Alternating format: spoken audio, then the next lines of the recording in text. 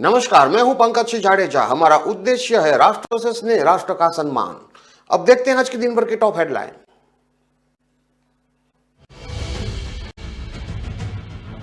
MGM medical college में फिर ranking. आधी रात को स्टूडेंट को फोन कर बुला रहे हैं सीनियर्स।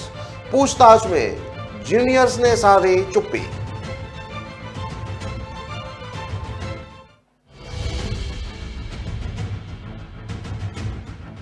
राशन की कालाबाजारी करने वालों पर प्रशासन सख्त। एसडीएम की जांच के बाद 2 घोटालेबाजों पर हुई एफआईआर। एसडीएम ने कहा, घोटालेबाज को नहीं बख्शा जाएगा।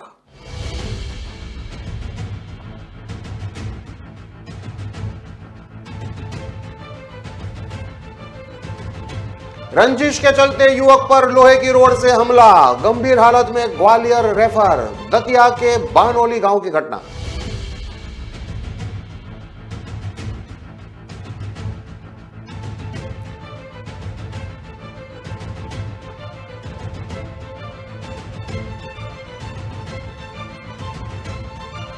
बिल्डर राजू वर्मा आत्महत्या मामले में हाई कोर्ट के निर्देश। एक्सपर्ट से 1 महीने के अंदर सुसाइड नोट की हैंडराइटिंग कराओ चेक।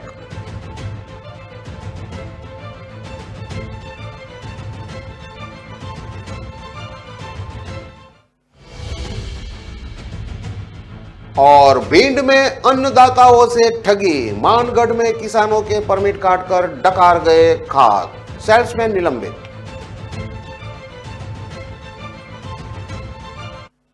अब देखते हैं खबरें विस्तार से। एमजीएम मेडिकल कॉलेज में एक बार फिर रैंकिंग का मामला सामने आया है। इसके बाद कॉलेज प्रबंधन हरकत में आ गया है और जांच शुरू की गई है। इसके तहत कुछ छात्रों से चर्चा की गई है और आज भी गहन हड़ताल की जा रही है। बताया जाता है कि फर्स्ट ईयर के कुछ स्टूडेंट ने पुलिस के एक सीनियर अधिकारी को शिकायत की थी। स्टूडेंट ने उन्हें बताया कि रात करीब 3:30 बजे उन्हें सीनियर्स फोन करके उनके रूम पर मिलने के लिए बुलाते हैं और प्रताड़ित करते हैं। पुलिस ने डीन डॉक्टर संजय दीक्षित को इसकी जानकारी दी। इस पर डीन ने चीफ वार्डन BS पाल और वार्डन मनीष पुरोहित को जांच सौंपी तो वे हॉस्टल पहुंचे। वहां उन्होंने अलग अलग ब्लॉक में रह रहे करीब 40 स्टूडेंट से चर्चा की, लेकिन सभी ने चुप्पी साधी और कुछ भी कहने से इनकार कर दिया।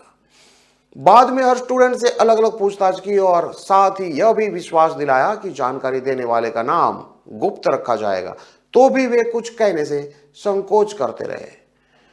सोमवार को इस मुद्दे को लेकर कॉलेज में बैठक हुई थी, जिसमें घटना की वास्तविकता पता लगाने के लिए अन्य पहलुओं पर जोर दिया गया था। खास मुद्दा लिखित शिकायत का है, क्योंकि जब तक कोई शिकायत नहीं करेगा तो नतीजे पर नहीं पहुंचा जा सकता। डीन डॉक्टर संजय दीक्षित के मुताबिक मामले में जूनियर स्टूडेंट से चर्चा की गई है। जो भी सीनियर इनमें लिप्त पाया जाएगा उसके खिलाफ सख्त से सख्त कड़ी कार्रवाई की जाएगी। संयोगितागंज थाना TI तहजीब काजी ने बताया कि मामले में अभी कोई लिखित शिकायत दर्ज नहीं की गई है। पिछले साल भी इस कॉलेज में रैंकिंग का मामला सामने आया था। इसमें जांच में दोषी पाए जाने पर 11 सीनियर स्टूडेंट को 3 महीने के लिए सस्पेंड किया गया था। इनके खिलाफ पुलिस ने विभिन्न धाराओं में केस भी दर्ज किया था। इस मामले में एक जूनियर स्टूडेंट ने तब UGC की नेशनल एंटी रैंकिंग कमेटी को मई स्क्रीनशॉट, चैटिंग, रिकॉर्डिंग के साथ मेल पर शिकायत की थी। इसमें भी शुरुआती दौर में कॉलेज और पुलिस को स्टूडेंट के नाम नहीं मिले थे, लेकिन फिर पड़ताल के बाद 11 सीनियर छात्रों की पहचान करके कार्रवाई की गई थी।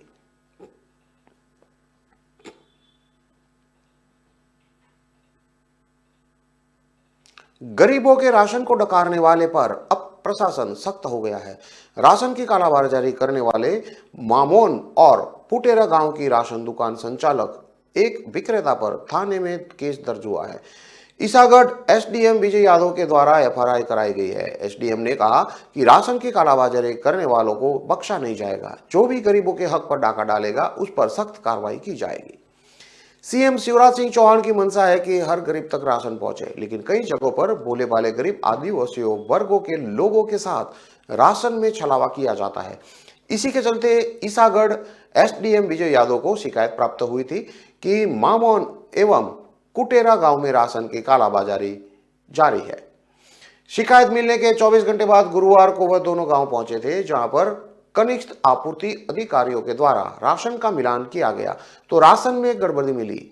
साथ ही वहां पर मौजूद लोगों के बयान लिए तो उन्होंने भी राशन में गड़बड़ी करना बताया, जिसके बाद एसडीएम ने राशन दुकान संचालक को कारण बताओ नोटिस दिया, लेकिन वह इसका भी संतुष्टिपूर्ण जवाब नहीं दे पाया।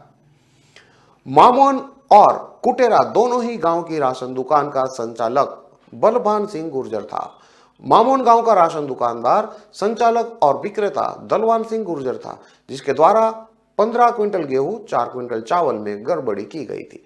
वहीं पुटेरा गांव का राशन दुकानदार, दुकान संचालक दलवान सिंह गुर्जर और विक्रेता नेपाल सिंह गुर्जर के द्वारा 66 क्विंटल 69 किलो गेहूं और 53 क्विंटल चावल और 2 क्विंटल 20 किलो मूंग में गड़बड़ी की गई थी। इस राशन की गड़बड़ी करने वालों पर मामला दर्ज हुआ है। एसडीएम विजय यादव ने बताया कि जांच के कुछ बिंदु रह गए थे, जिस वजह से आज कार्रवाई हो पाई है। दस्तावेजों का संकलन करने के बाद एफआरआई की गई है। क्षेत्र में हमारा चारों तरफ सूचना तंत्र फैला हुआ है। जहां भी राशन में गड़बड़ी की खबर मिलती है, गड़बड़ी करने वाले लोगों पर कार्रवाई करके उनको बख्शा नहीं जाएगा।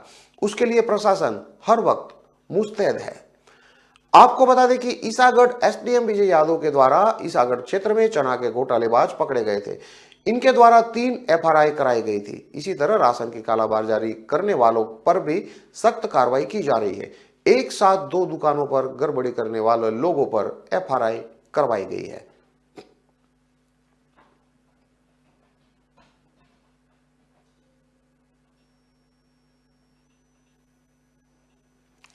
गोराघाट थाना अंतर्गत पिछले दिन देर शाम करीब 7 बजे गांव बनोली में घर के बाहर आग से ताप रहे युवक पर गांव के ही कुछ नकाबपोश 3 से 4 अज्ञात बदमाशों ने लोहे की रॉड से हमला कर दिया।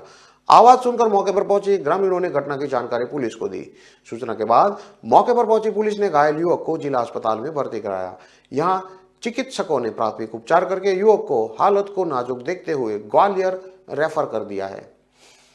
मिली जानकारी के अनुसार बानोली गांव निवासी 45 साल के युवक शंकर अशोक सिंह दांगी अपने घर के बाहर आग से ताप रहा था। इसी दौरान 3 से 4 नकाबपोश बदमाश हाथों में लोहे की रॉड लेकर आए और युवक पर पीछे से हमला बोल दिया। वहीं बदमाश युवक को मरणासन हालत में छोड़कर मौके से फरार हो गए। इसके बाद मौके पर पहुंचे ग्रामीणों ने पुलिस को सूचना दी। सूचना मिलने के बाद मौके पर पहुंची पुलिस ने गंभीर हालत में युवक को जिला अस्पताल में भर्ती कराया। अस्पताल में मौजूद चिकित्सकों ने बताया कि युवक के सिर में 4 से 5 गंभीर चोटें आई है, जिसे देखते हुए प्राथमिक उपचार करके युवक को ग्वालियर रेफर कर दिया है। पुलिस का कहना है कि प्रथम दृष्टया लग रहा है कि युवक पर रंजिश के चलते हमला किया गया है। फिलहाल मामले की जांच की जा रही है।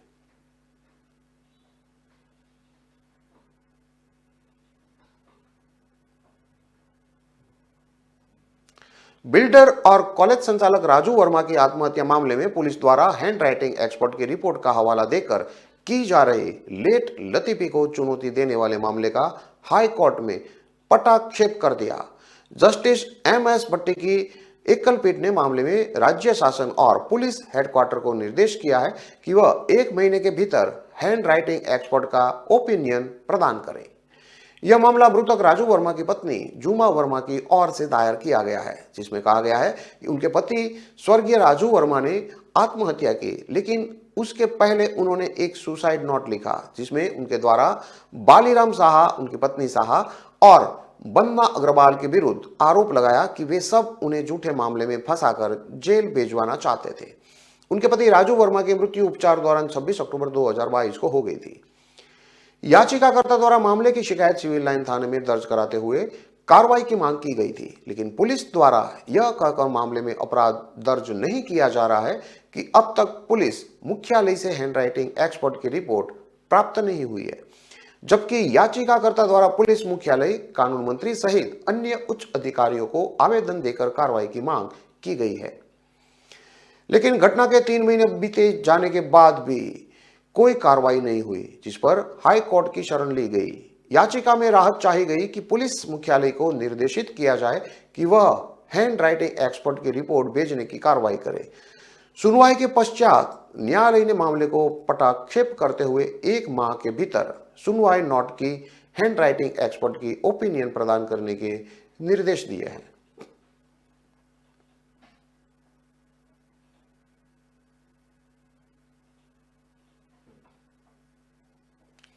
भिंड जिले के रौन तहसील के अंतर्गत मानगढ़ पंचायत में किसानों से ठगी का मामला सामने आया है। अन्नदाता से कृषि शाख सहकारी संस्था के पदाधिकारियों ने डीएपी और यूरिया खाद दिए जाने को लेकर परमिट काटते हुए पैसा जमा कराए। इसके बाद किसानों को डीएपी और यूरिया खाद नहीं बांटा।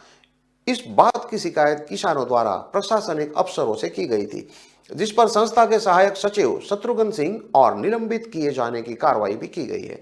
इस पूरे मामले में ठगी के शिकार हुए किसानों ने निलंबित सहायक सचिव यानी कि सेल्समैन पर धोखाधड़ी की धाराओं में एफआईआर दर्ज कराने की भी मांग की है। दरअसल भिंड जिले में सितंबर महीने से लेकर दिसंबर महीने तक डीएपी और यूरिया को लेकर मारामारी चल रही थी।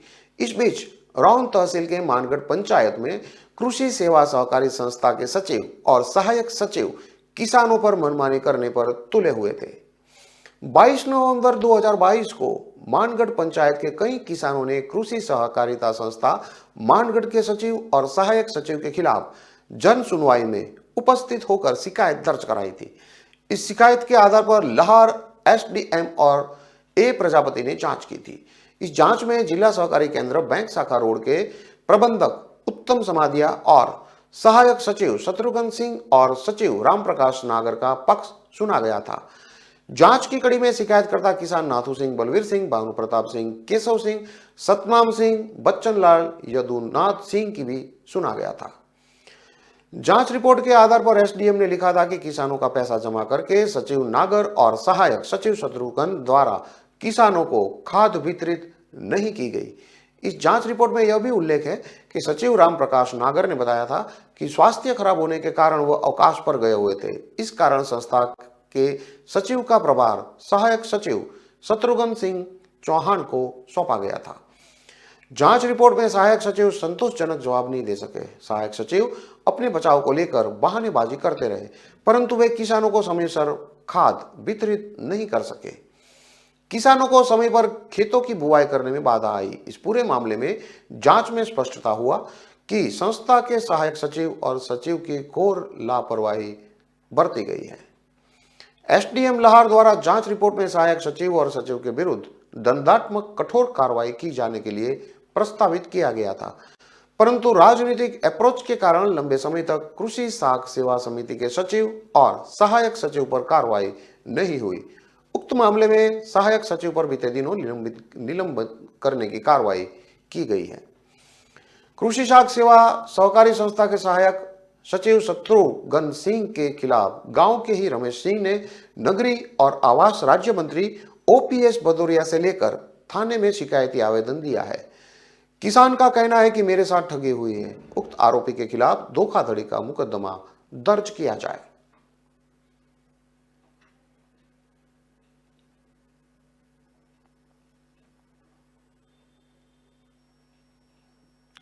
खबरों में लेते हैं अब एक छोटा सा विराम।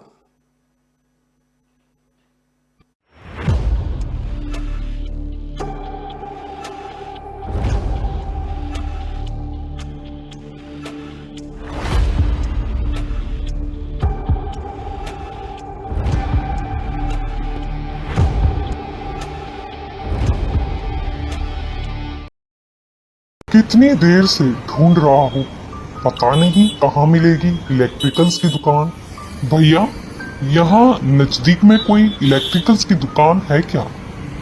कब से ढूंढ रहा हूँ, परेशान हो गया हूँ। अरे परेशान क्यों होते हो? मोबाइल में www.locas.com पर सिर्फ सर्च करना है। मुझे लोकास बता रहा है अगले चौराहे से आगे जाकर इलेक्ट्रिकल्स की दुकान है। थैंक यू बेटा। अब इधर उधर मत घूमो, सिर्फ सर्च करो www.locas.com पर।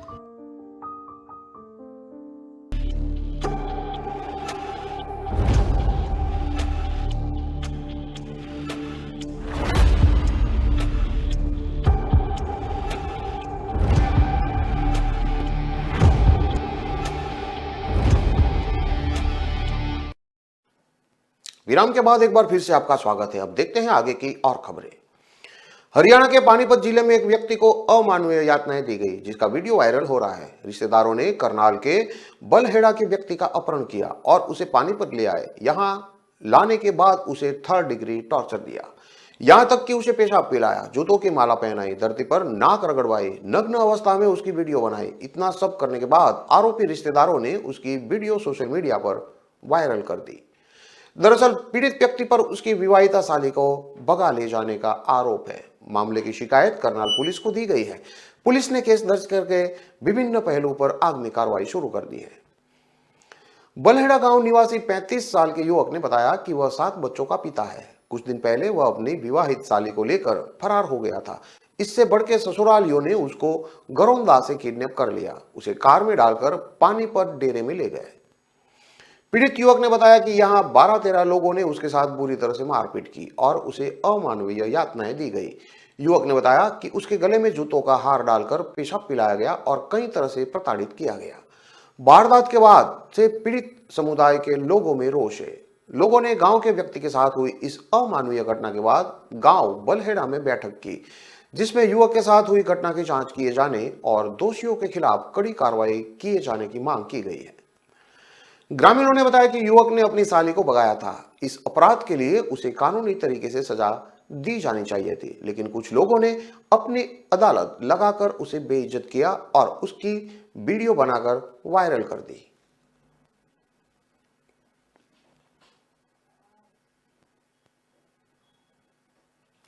हरियाणा के मंत्री संदीप सिंह यौन शोषण मामले से खफा खाप प्रतिनिधि आज चंडीगढ़ पहुंचे। मामले की जांच कर रही चंडीगढ़ पुलिस की एसआईटी द्वारा देरी किए जाने के विरोध में खाप प्रतिनिधि डीजीपी से मुलाकात की। इससे पहले संदीप सिंह के 26 जनवरी को झंडा फहराने पर खाप ने अपना विरोध जताया था। हरियाणा की जूनियर महिला कोच के खुलासे के बाद चंडीगढ़ पुलिस ने 31 दिसंबर को मंत्री के खिलाफ मुकदमा दर्ज किया था, लेकिन मुकदमा दर्ज होने के 25 दिन बाद भी मंत्री की गिरफ्तारी नहीं हुई थी। मामले की जांच एसआईटी के द्वारा की जा रही है। महिला कोच और संदीप सिंह के मामले में एसआईटी पूछताछ कर चुकी है। खेल विभाग में जूनियर महिला कोच ने 29 दिसंबर को मीडिया के सामने आकर संदीप सिंह पर छेड़छाड़ करने समेत कई गंभीर आरोप लगाए थे। इसके बाद 30 दिसंबर को महिला ने चंडीगढ़ पुलिस को लिखित में शिकायत दी थी। महिला कोच ने आरोप लगाया था कि उसे मंत्री ने 1 जुलाई 2022 को चंडीगढ़ स्थित अपनी सरकारी कोठी पर बुलाया था। यहां पर दस्तावेज जांच के बहाने उससे छेड़छाड़ की और उसकी टी शर्ट भी फाड़ दी थी। जूनियर महिला कोच का आरोप है कि मंत्री उससे इंस्टाग्राम पर चैट करता था। लिखित शिकायत के बाद पुलिस ने मंत्री के खिलाफ आईपीसी की धारा 354, 354A, 354B, 342 और 506 के तहत केस दर्ज किया था। इसके बाद संदीप सिंह से खेल विभाग वापस ले लिया गया था। महिला कोच यह भी आरोप लगा चुकी है कि उसे मंत्री के खिलाफ शिकायत वापस लेने के लिए 1 करोड़ रुपए का ऑफर भी दिया गया और धमकियां भी दी गई थी।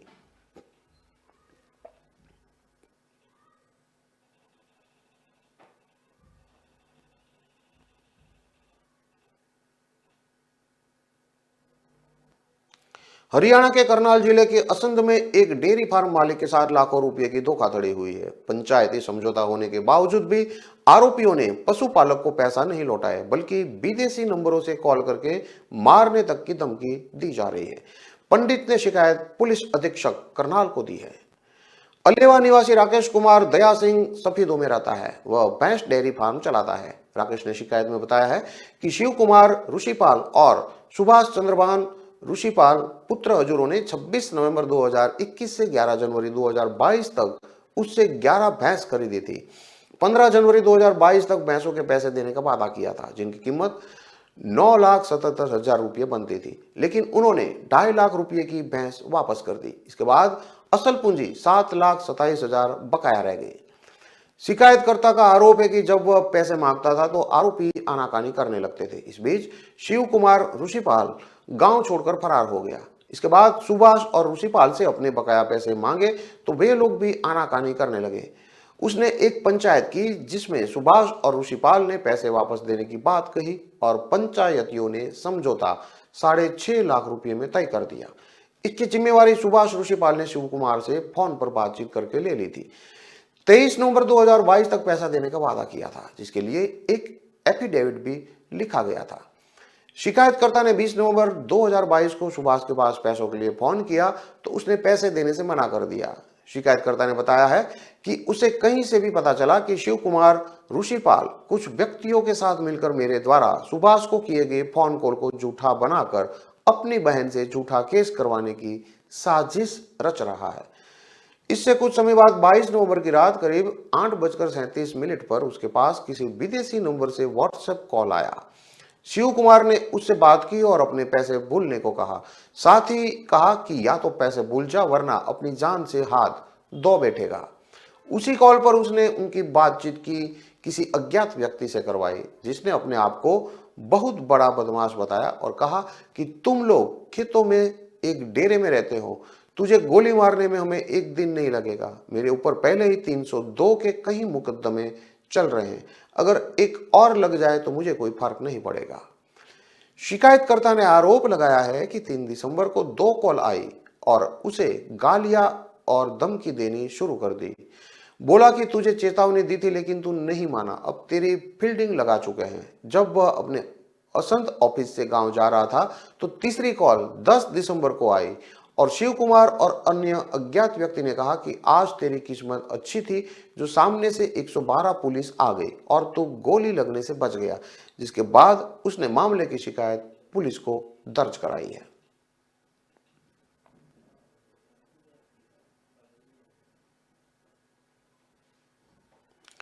कानपुर में ठंड से हो रही हार्ट और ब्रेन अटैक से मौतों के बाद निमोनिया का खतरा बढ़ गया है।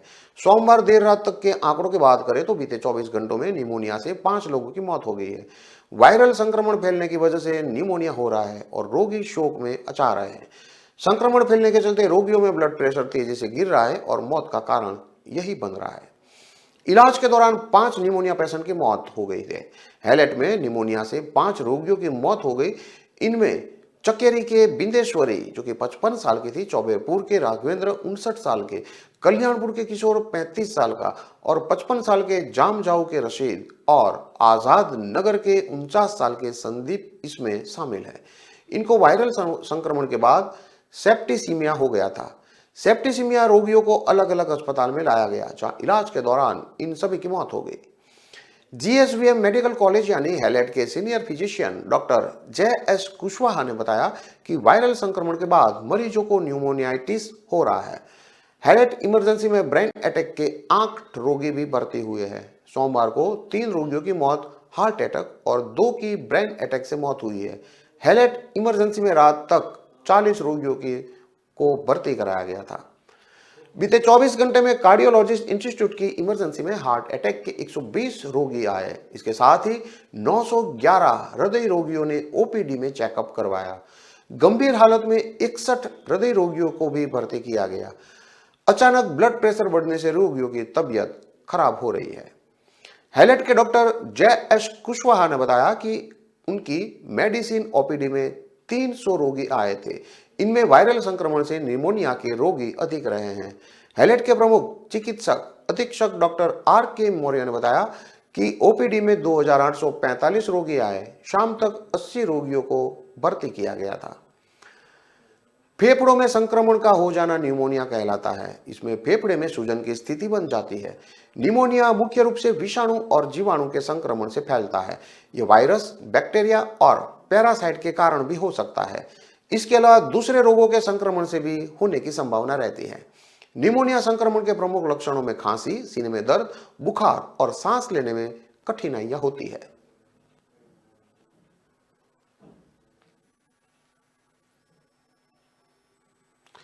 वाराणसी के BHU में 12वीं पास मरीजों का इलाज कर रहे थे, दवाइयां दे रहे थे, इंजेक्शन लगा रहे थे। अब तक ऐसे 3 लड़के पकड़े गए हैं। इनको MBBS डॉक्टरों ने 600 रुपये हर दिन की दिहाड़ी पे रखा था। यानी MBBS डॉक्टर की ड्यूटी लगती थी तो वह खुद नहीं जाते थे बल्कि इन लड़कों को भेजकर ड्यूटी कराते थे। इस सनसनीखेज खुलासे के बाद भारी हड़कंप मचा हुआ है। मामला PMO तक पहुंच गया है।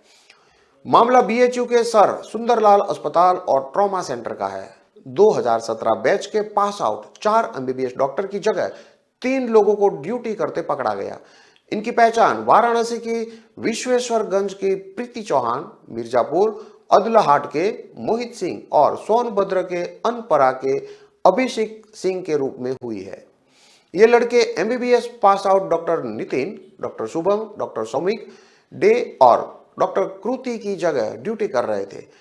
चारों एमबीबीएस डॉक्टरों पर भी एफआरआई दर्ज हुई है। पकड़े गए लोगों में प्रीति चौहान सिर्फ 12वीं पास है, वह एमबीबीएस डॉक्टर की तरह काम कर रही थी। पकड़े गए फर्जी डॉक्टरों को लंगा पुलिस को सौंप दिया गया है।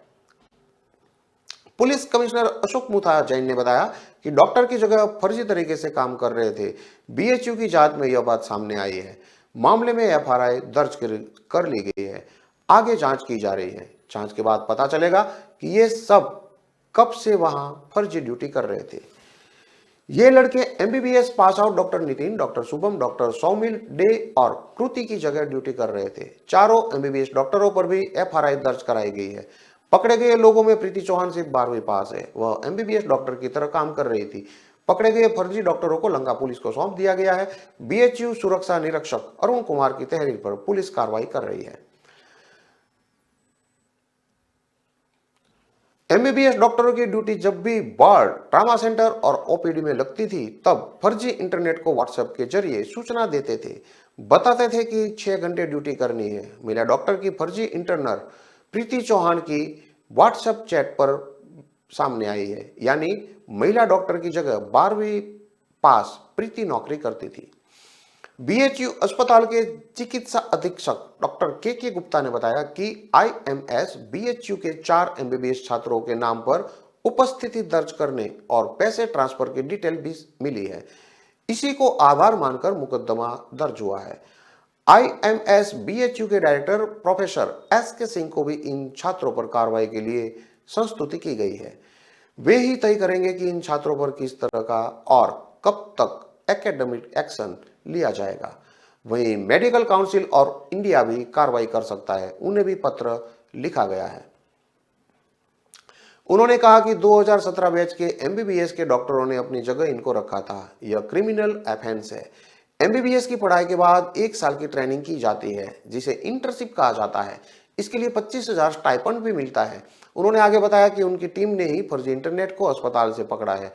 पकड़े गए सभी लोग नॉन मेडिकल के हैं। बीएचयू के छात्रों ने भी पीएम को लेटर लिखा है कि घटना के बाहर आने पर भी अस्पताल के अधिकारी मूक दर्शक बने हुए हैं, मामले को दबाने में लगे हैं। ऐसा संभव ही नहीं है कि बिना किसी प्रशासनिक व्यक्ति या सीनियर डॉक्टरों के संरक्षण के लंबे समय तक कोई अस्पताल में ड्यूटी कर सके। बीएचयू के छात्रों ने पीएमओ के साथ ही शिक्षा मंत्री धर्मेंद्र प्रधान से भी शिकायत की है। आरोप है कि इस मामले में अस्पताल के कई सीनियर डॉक्टर शामिल हैं। शोध छात्र पतंजलि ने कहा कि एक कमेटी बनाकर मामले की निष्पक्ष जांच होनी चाहिए। इस दौरान अस्पताल के मेडिकल सुपरिंटेंडेंट और गायनेकोलॉजी विभाग की अध्यक्ष को कार्यालय से अलग रखा जाए, जिससे जांच प्रभावित ना हो।